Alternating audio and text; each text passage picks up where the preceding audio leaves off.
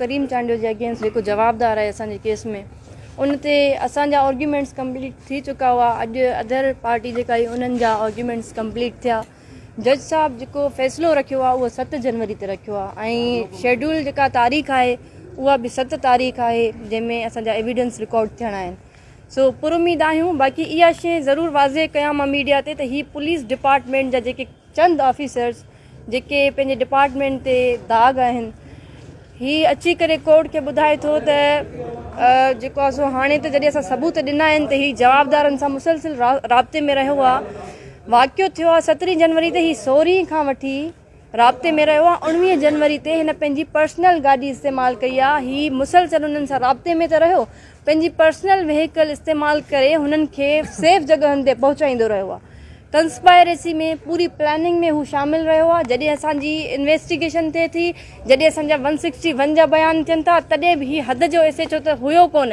हीउ जेको फरीदाबाद जेका सरदारनि जी हद आहे उन जो एस एच ओ थी करे मेयर थाणे में वेठो आहे। हिन जी पूरी प्लानिंग रही, ही मिसगाइड कंदो रहियो पंहिंजे डिपार्टमेंट खे ऐं हीउ हाणे अची कोर्ट खे ॿुधाए थो त मां इन लाइ राब्ते में हुयुमि त मूंखे पंहिंजे डिपार्टमेंट चयो हुयो त तव्हां हिननि खे पेश करायो।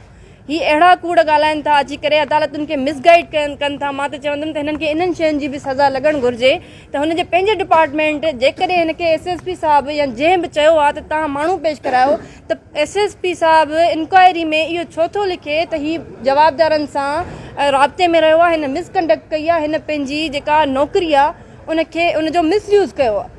सो अदालत सगोरी इहे शयूं ॾिसे थी पई। हिननि जे ॻाल्हाइण मां वाज़े आहिनि सॼियूं शयूं त केरु हक़ीक़त ॻाल्हाए थो। अञा घणा अहिड़ा वाठा सरदारनि जा एक्सपोज़ थींदा। असां जेसि ताईं हयात आहियूं असां हिननि खे छॾींदासीं कोन। इनशाला असां अदालतुनि में अचूं था पिया ऐं असां ईंदासीं। 7 तारीख़ ते पुरुमीद आहियूं त अदालत हक़ जो फ़ैसिलो कंदी ऐं इनशाला असां पंहिंजा एविडेंस बि हिते अची करे रिकॉर्ड कराईंदासीं।